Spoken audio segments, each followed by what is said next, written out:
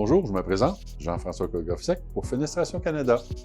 Aujourd'hui, on va parler des dimensions qui sont utilisées, des dimensions des produits de fenestration utilisés pour faire le processus de simulation des fenêtres et des portes.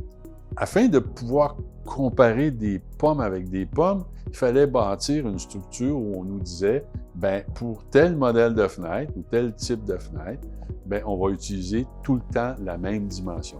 Exemple, pour un battant, un ouvrant seulement, on va utiliser une dimension de 24 pouces par 59 pouces pour tous les manufacturiers du même type de fenêtre, peu importe la provenance. Pourquoi on a fait ça? Les gens vont me dire des fois, oui, mais là, mes fenêtres sont plus grandes, ma fenêtre est plus petite.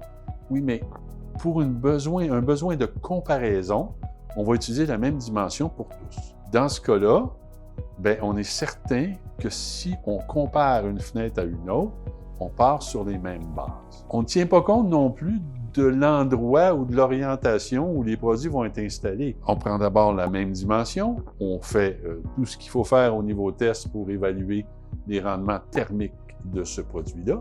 Comme ça, on peut mieux évaluer les différents produits selon nos besoins.